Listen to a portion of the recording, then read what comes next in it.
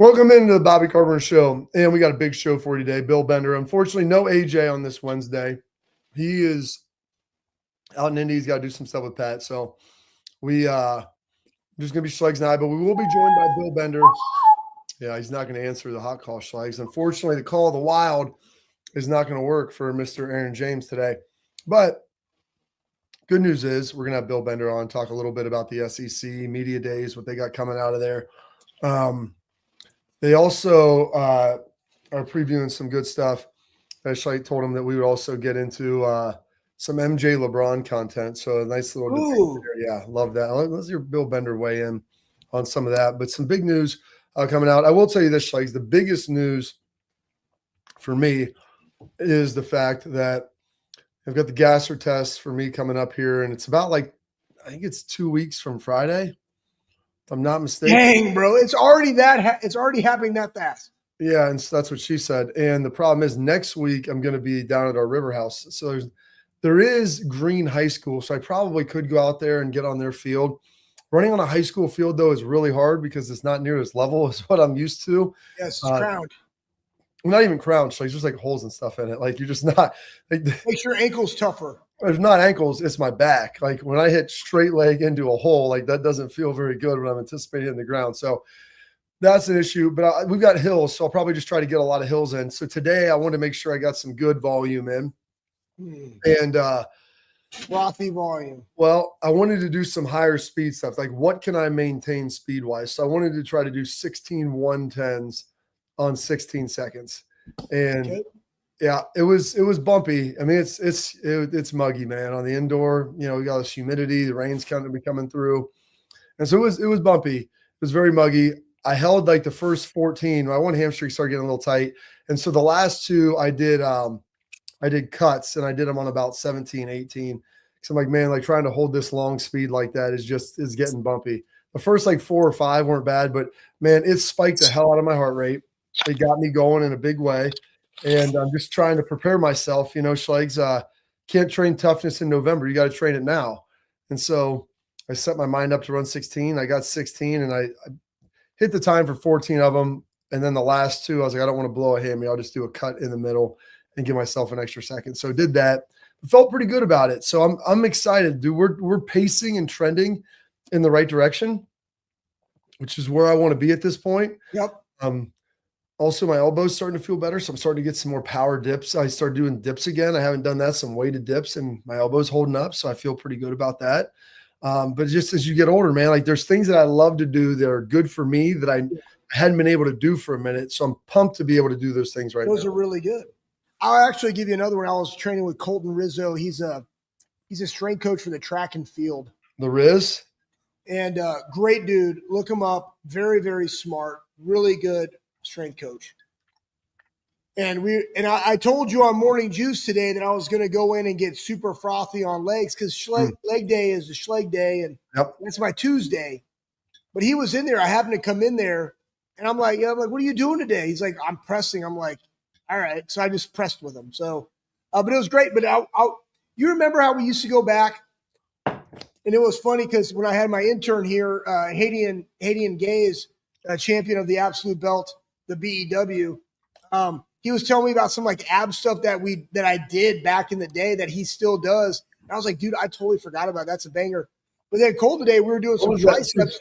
Share with the folks because I'm intrigued to hear this. Well, it was one of those ones. Hell, I probably, you know what? I think I got it from Jerry Rosinski now that I think about it. So you lay on the bench, you're holding 20-pound dumbbells. You remember these? You're on the bench, and it's a 6-inch program. And everything goes back to 10 seconds, almost like a plank, 6 inches. But my arms are here.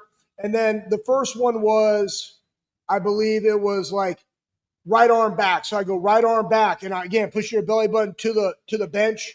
Right arm back. Hold for 10 seconds. I remember this. Left arm back, hold for 10 seconds. Feet up and down, hold for 10. Right up and down, hold for 10. Left up and down, hold for 10. This is good. I'm going to get this in here. Remember that? And that was. And then we had rockers, and I was like, rockers are stable. But again, Cole was like, hey, we're going to go hit my favorite tricep. And it was the long, rackable, easy curl bar and we did inclined Oh, that's behind the head that's the tricep overheads.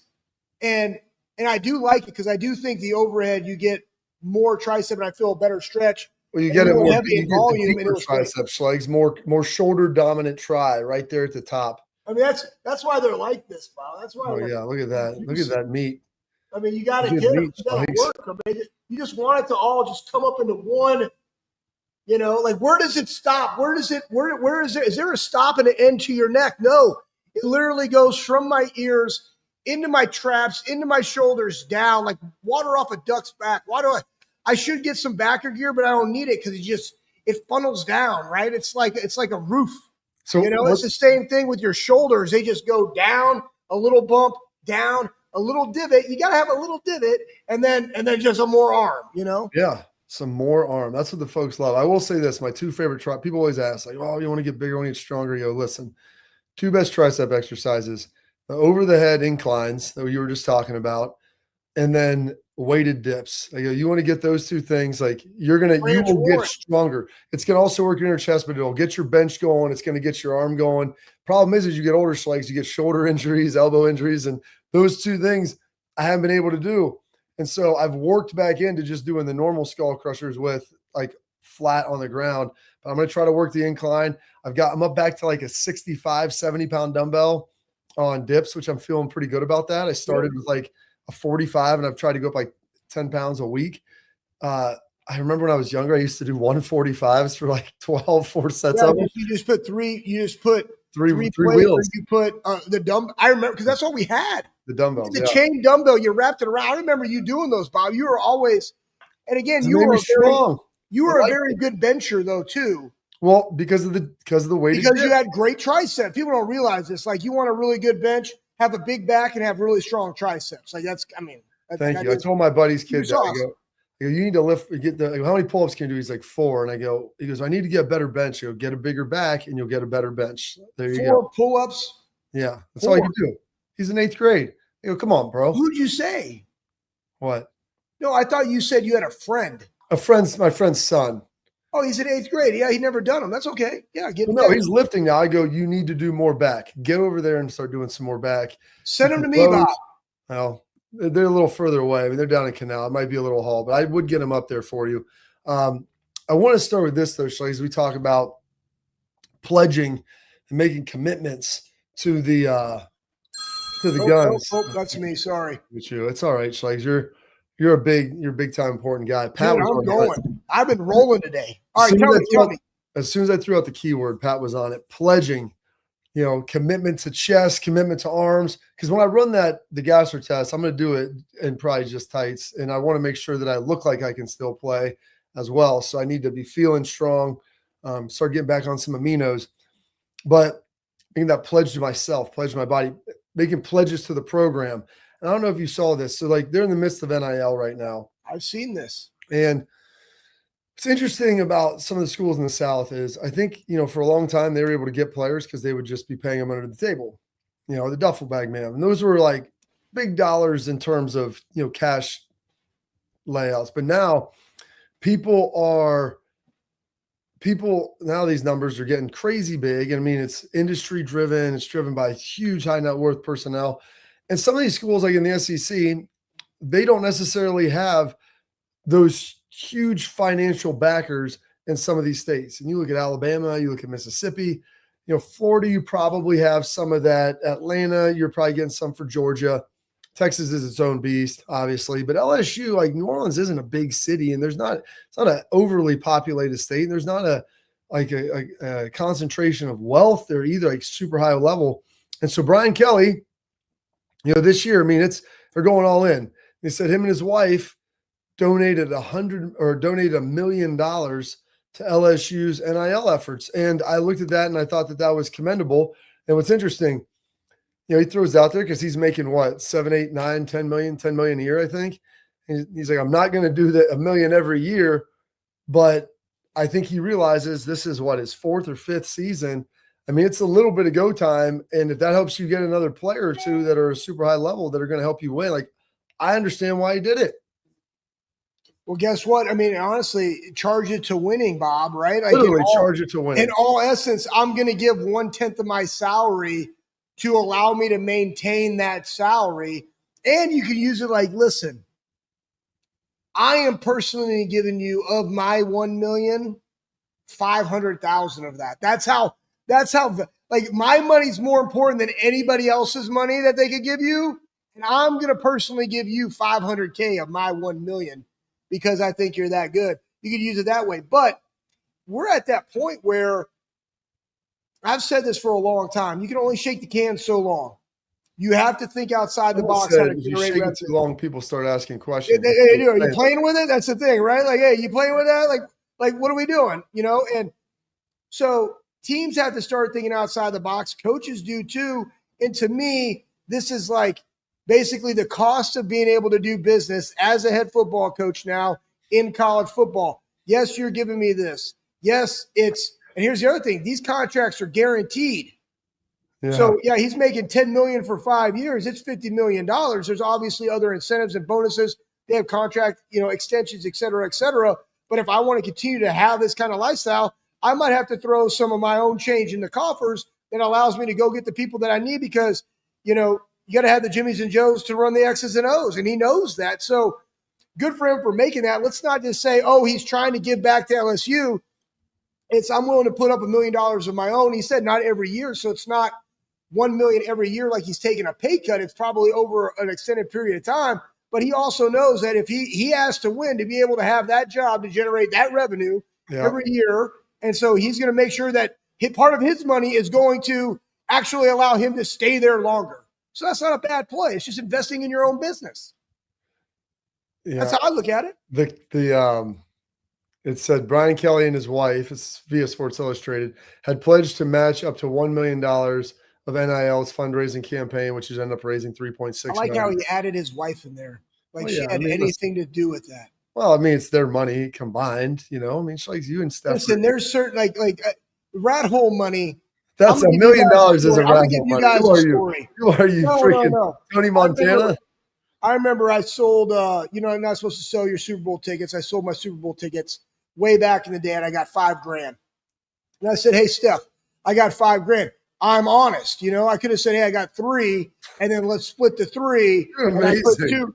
And I didn't. I said, I didn't. I made him integrity. So I said, hey, if you're a dude out there, let's not say that you haven't done that. Well, what'd you sell that for? Man, I sold it for $1,000. You made 2. Hey, I'll split that 1,000 with you. You're walking away with 1,500 in the rat hole. She's walking away with 5. Don't tell me nobody's done that. But I was like, hey, I sold them for 5. You know it. Okay.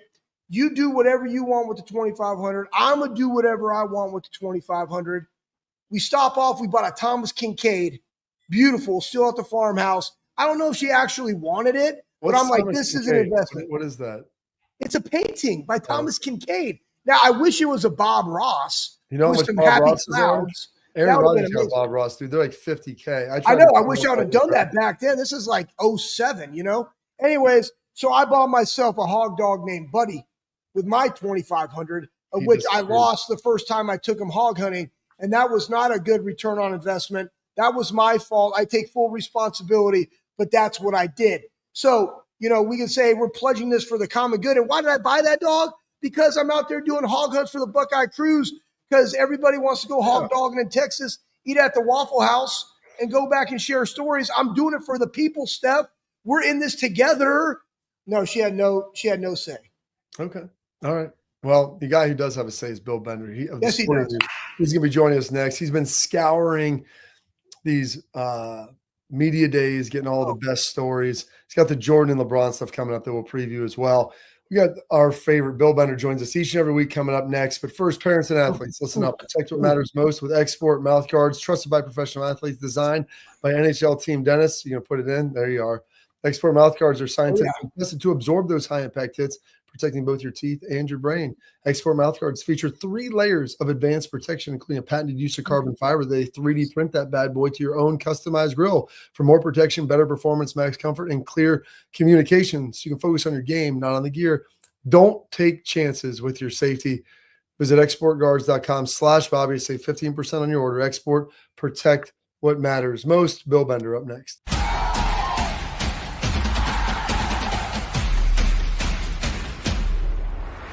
All right, welcome back into the Bobby Carpenter Show. We got our guy, Bill Bender, popping out right when the time is correct. I'm looking at this ring light right here. It's giving me an extra glow on my sweating because it's 85 degrees in my office right now. And I'm looking at this ring light, 18 inches around, Richard, just like you, buddy. I see you, man. Good to have you on the show. So Bill, we're in the midst right now, the thick of SEC media days. We had Big 12 last week.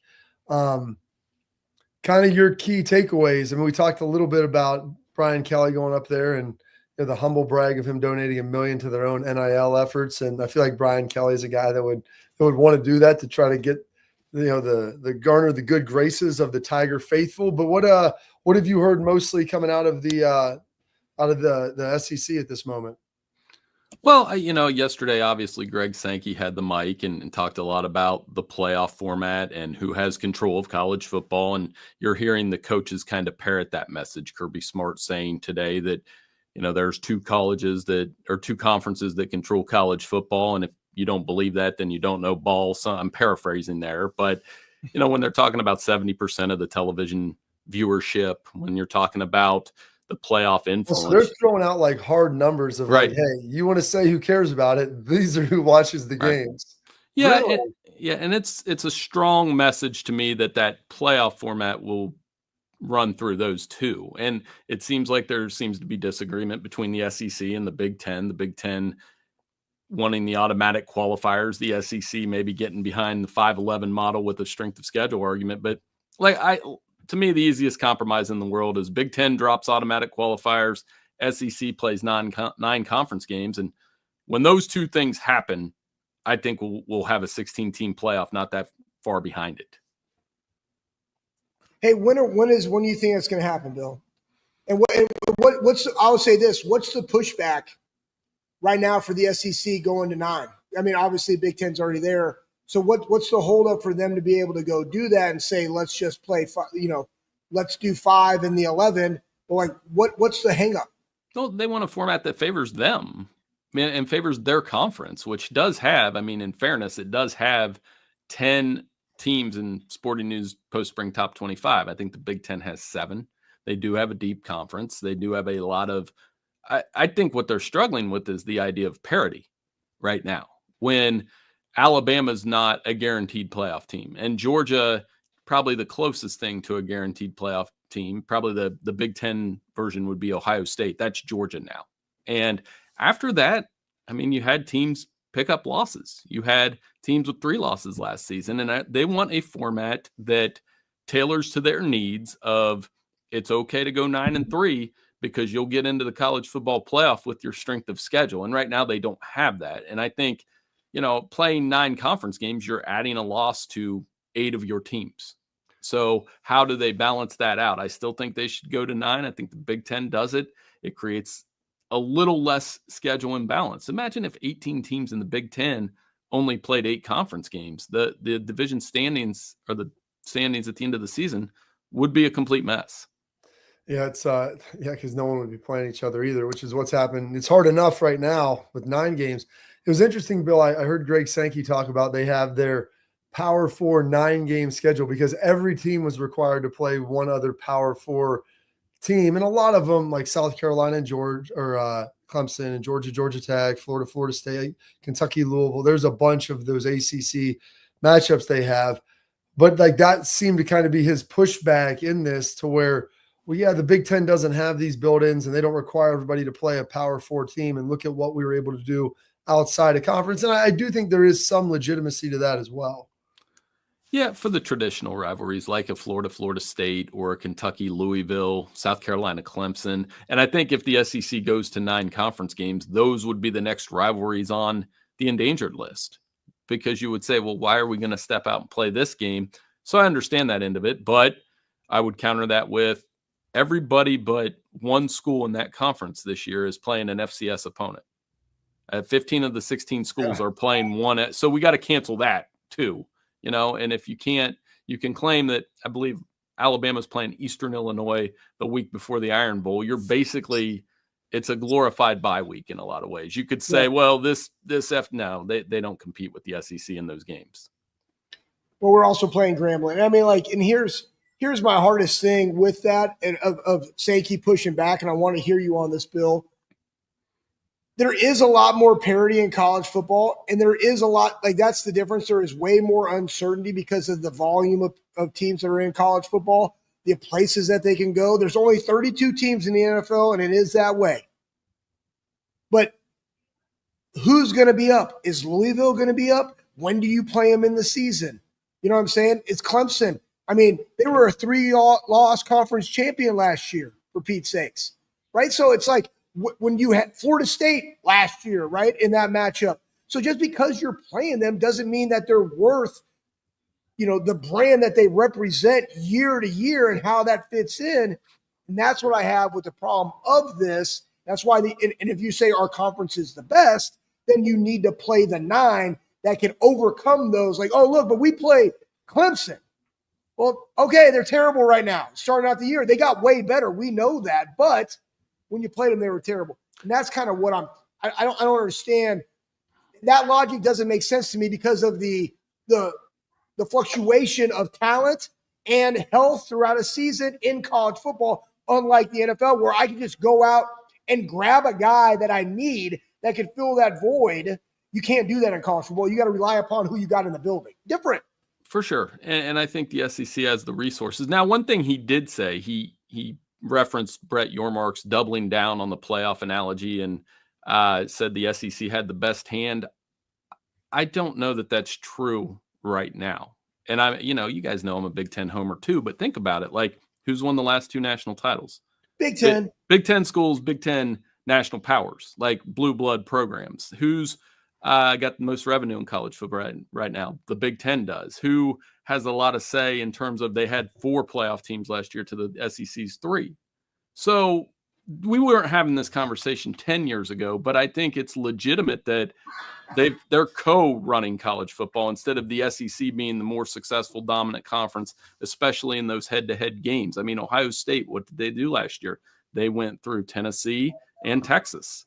Michigan the year before beat Alabama in the Rose Bowl. They've fared better in those bowl games. I've wrote plenty of columns over the years where the Big Ten got massacred on New Year's Day by SEC schools. That's no longer the case. And I think that's something where I don't know what card games you guys play. We played a lot of Club Euchre over the weekend at one of my son's tournaments, but you never overplay your hand. So I'm wondering if the SEC, don't overplay your hand here, work together and beat the dealer, and both teams, we get our 16-team playoff, and then you get more teams in. It just makes more sense to me to do it that way. It just seemed interesting, Bill, like the saber rattling of, when Sankey's like, well, we don't need to go to 16 teams. Like we're good with 12. We're good with 12. And so I thought that was an interesting narrative saying, because Yormark talked about being a collective decision, Sankey coming out and saying, no, there's 2 conferences that have the ability to do this. And it's got to be, us bilaterally making that decision and making it kind of, I don't know if it's a threat, because I think everybody wants more, but the thought of them always staying at 12. And I think that it was just an interesting kind of, because I'll say this, Bill, I don't think that Sankey says anything that's unintentional. I think everything, there's a purpose that he says with it. Yeah, he's deliberate, and he's louder than Tony Petitti is. I think next Come week, on, Tony. when Tony Petitti takes the, mic at Big Ten Media Day next week, I don't think there'll be that super viral moment. He's very in tune with the TV side of it. He's got the entertainment aspect. And like we said, the Big Ten's on top right now, whether the SEC likes it or not. Now, will that always be the case over the next 10 years? Probably not. But those are the 2 conferences that are going to jostle for the playoff appearances, that have the huge brands, that are going to draw that TV revenue. And like he said, he didn't disrespect the ACC, but there was or the Big 12. But like you said, there was a little bit of saber rattling and reminding people, hey, we're the ones that will make those changes, not you guys. I would suspect you stop saber rattling and AR rattle. You know what I mean? Just get a 30-round clip, boom, banging on the table. We passed them days. Let me ask you this, because you brought up a great point with Tony. And let's talk about the real issue that we care about, the Buckeyes perspective. Because again, you are the member of the conference. Yes. And it's Big Ten, SEC, Big 12, ACC, what AYOs, what does Ross got to do? You know what I'm saying? So what is in the best interest of Ohio State in all of this? You know, like that, to me, that is the thing. And what could Ross do to, you know, not like, I don't know, juice up? Like, hey, maybe Tony Petitti needs a chief encouraging officer. And that guy just happens to be Ross Bjork. He walks in the room, hey, boom, you know, and Ross is awesome, and just gives him like a little shock of his own. You know, take a little bit of this juice. This is the Buckeye juice, Tony. And now go out there and go do some things. Get us a better TV deal. Get us more money, and like let us do well. What does Ross have to do in this? Like, what is now the AD role of the flag bearer of a major conference in the Big Ten? What would he? How would he have to play in this? Well, I don't think Ross Bjork needs to do much. I mean, the Big 10, 12, 16, it's not going to matter. They're going to be in more years than not. I've compared them to Duke, Kansas, Kentucky, North Carolina in basketball, where most years they're going to be in, most years they're going to have a high seed and a shot at the national title. I think from within Ohio State, what they should get is more cooperation with this TV deal that you guys have spent a lot of time talking about. And I should probably write about a little more, where you're kind of pigeonholed into this noon spot because you are that flagship program and you are drawing the biggest ratings, and you're playing too many big noon games and not giving the fan service that Ohio State fans deserve with a couple more primetime games. Like, guys, I love my Ohio University, but I don't know that game needs to be in primetime. If I have to sacrifice that one to see Ohio State and Texas at 8, I'm willing to do that. But I mean, is that a fair assessment? How many MAC teams has Ohio State played in primetime? We don't need that. We played one. Man, we played Western Michigan last year. It was terrible. It was terrible. Trying my best, Bill, to wrangle this cow. We're going to take a quick break. More with Bill Bender after this.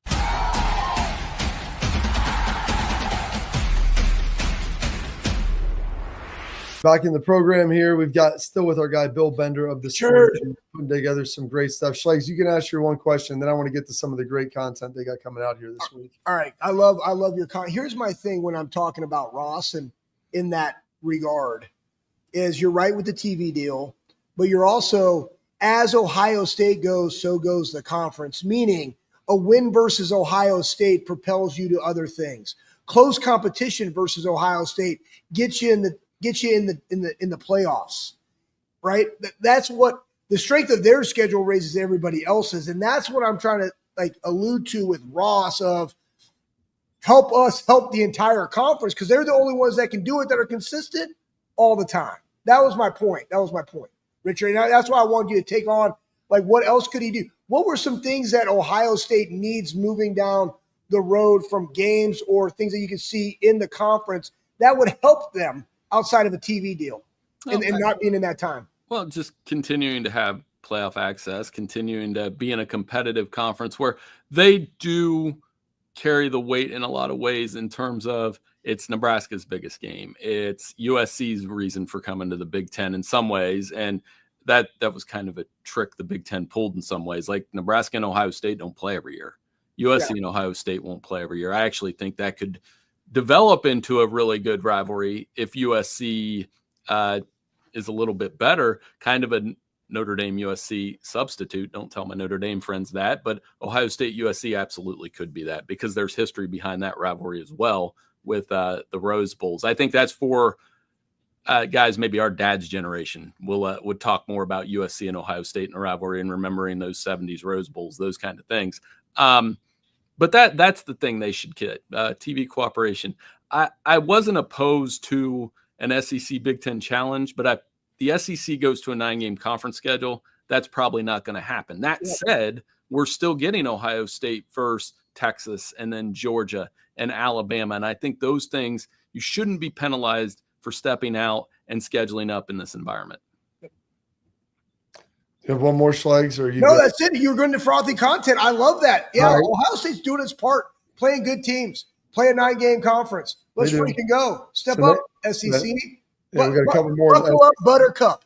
SEC finishing up here this week as we move on. Big Ten and ACC will be going next week, I believe, at the same time. So we'll get some information nuggets coming from there. Bill, you guys always put out some great summer content on the Sporting News. We've talked about it, doing all the bowl predictions, ranking all the teams, ranking coaches, 1 to 130 and change or whatever. What do we got coming up this week? You were wetting my beak a little bit with a little Jordan LeBron talk, which this could be fairly entertaining. Yeah, over the next 3 days, obviously after the All-Star game, there's a kind of a dead period in college football, or not college football, and sports in general, outside of a media day. Not a lot to write about over the next couple of days. So Mike DeCourcy and I kind of took that MJ LeBron debate head on. We each have an essay, and then we have some sidebars ranging from would the Bulls have beat the Rockets if Jordan didn't retire? Who's more of the villain?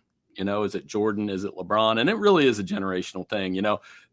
Some people might be surprised. I would take MJ in this argument. I just think the peak, the 6 title runs, the iconic way that he did it. I mean, think of the three of us could have a different moment of what's your favorite Michael Jordan NBA Finals moment. He was the most dominant player on the biggest stage. But I don't do it by like tearing down LeBron. I think that's the problem in this argument is somebody that says LeBron will do it by tearing down Michael and vice versa. I'm more like, no, they're both awesome. And Jack McCallum, the longtime Sports Illustrated writer, put it this way. He said, it's kind of like choosing art or science. There's not a bad answer, but he would take Michael. And I think most guys in our age range, I mean, I'm 45, would probably say MJ, and it'd be hard to pull him off that one. Well, it's tough. And you always too, Bill, I find this, you romanticize things you saw when you were younger. As you get older, you get a little more skeptical. And so our age, watching Jordan, he was like close enough to remember, but close enough to touch, but still far enough away that you can idolize them from a distance. And then as you get older, like they become more your peer group. I said, like was at AAU tournaments with LeBron, you see him out there and everything else. Like, and he's a great player, but the guy that like was the pinnacle of it, and whether you're a fan of his or not, it was Jordan. And so it's very interesting. They're two wildly different players. Like the Kobe Jordan comparison is far more apt, or maybe like the Magic Johnson, but LeBron's a much more prolific scorer than Magic. The one thing that I will say that's really indisputable at this point is LeBron is the greatest, longest basketball player of all time. And that's not even close. And you can talk about other people and could they have done it or what should they, whatever.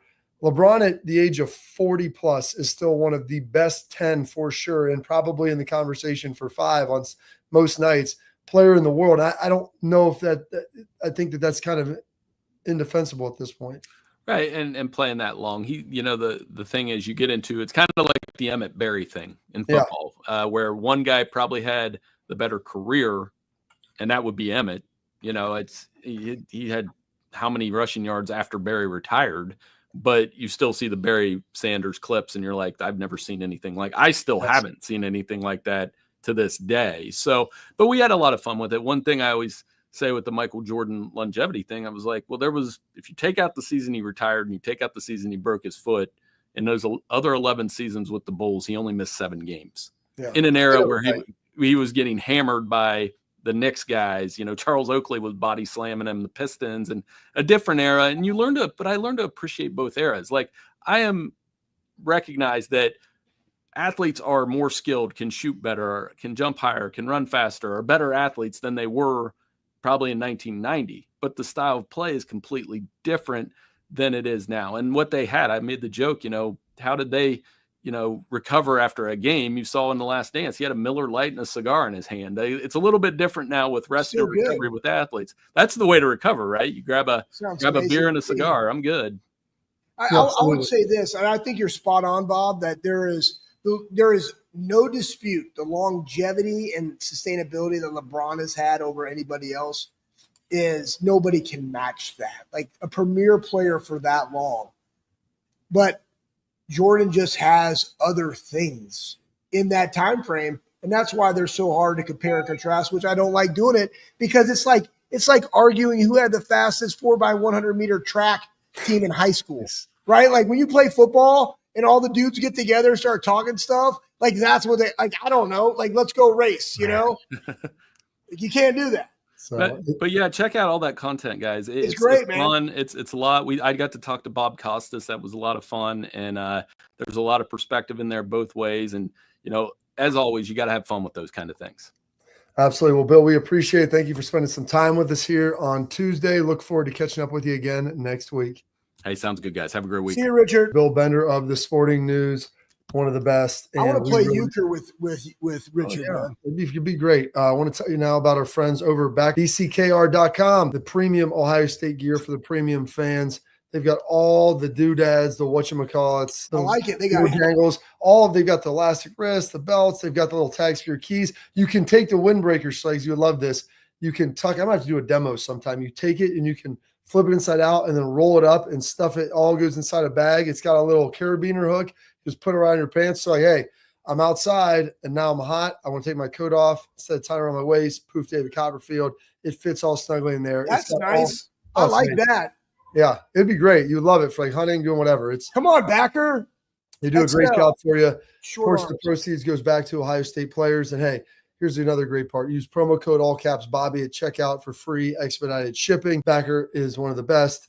Go check them out at backerbckr.com. Coming up next, we got our headlines, Schlegs. And there's one interesting guy who isn't here today, who was at Tahoe last week. So we're going to take a little trip down memory lane with our headlines and our friend, Mr. Aaron.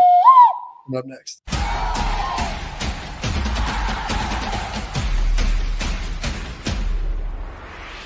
All right, Schlegs, welcome. I want to tell them about, you got to learn about Lake Spur marketing now. So you're looking to scale your marketing. Lake Spur, their team, they're the trusted marketing agency you're looking for. They've got a broad range of experience, regardless of the industry you're in. They have solutions for you. They pride themselves on building those partnerships that Schlegs always talks about.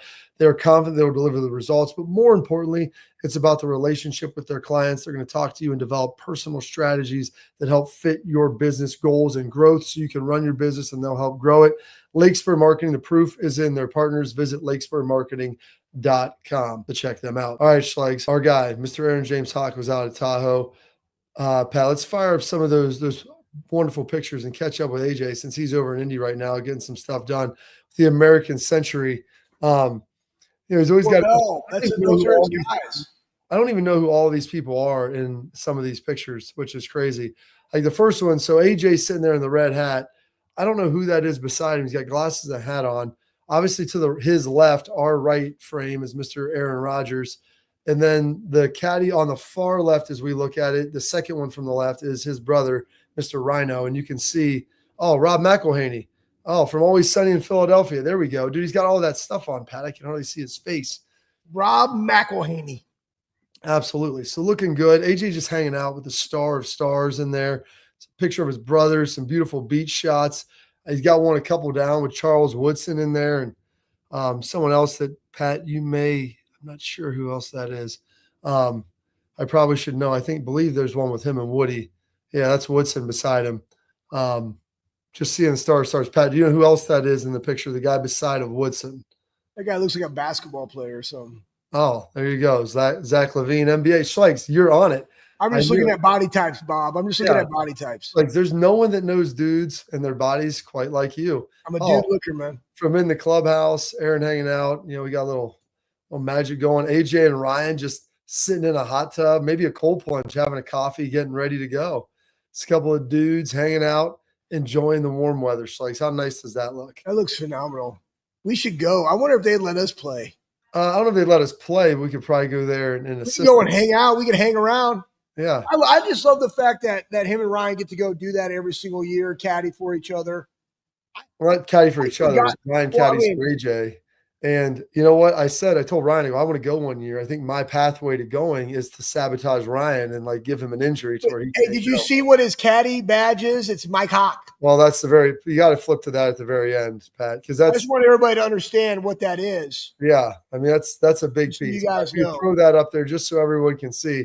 I joke with AJ about it all the time. Yeah. And that's it. That's an elite caddy badge for an elite caddy right there. Mr. Ryan Michael, don't call him Mike Hawk right there. So looking good, feeling good. And that is our headline strikes coming up. We're going to do some tailgate talk. We got some great comments and questions on the Keenan Bailey interview from last Friday. Love that. So we'll get that rolling for you here and talk about some of those here on the Bobby Carpenter Show.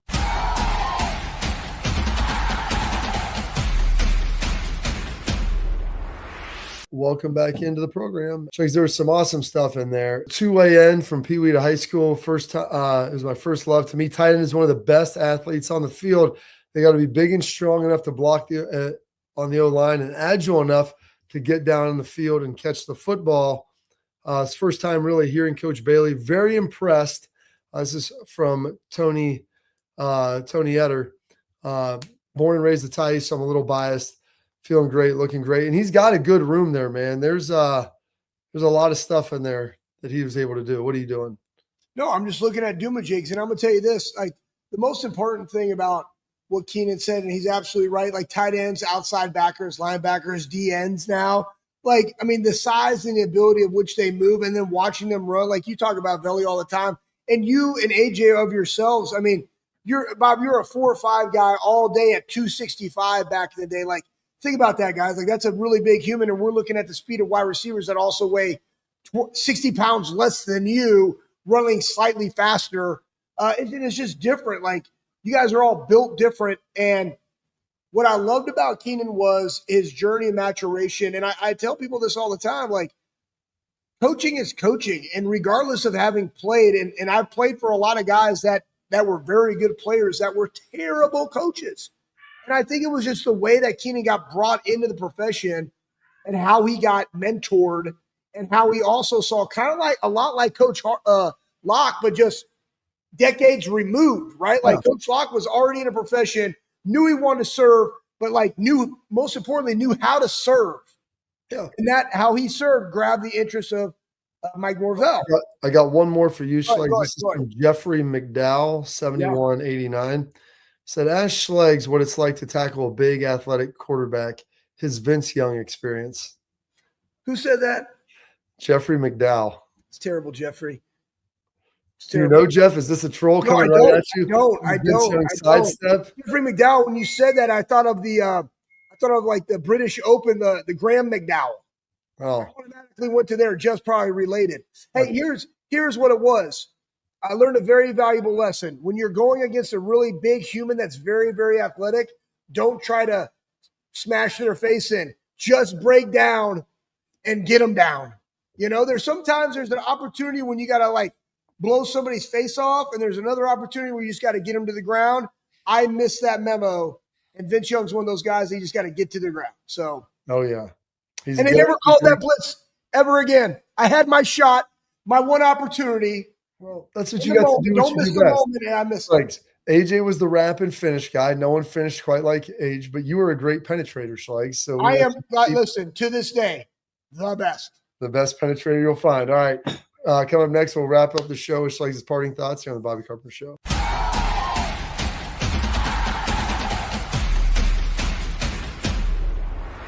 All right, Schleggs, the floor is yours. Parting shots today, huh? I'm trying to think of what my parting shots would be. I really don't have any, but I will say this. The more I've been talking in strength conditioning with like a bunch of different people, there's so much theology and ways of doing it. I think sometimes symbology. Symbology. No. I think it can also be business. Like, what is the most important thing? And just like in business, it's the consumer, or in training, it's the athlete. And what do I do with all of the different things that are out there to put that person in the best situation to maximize his value?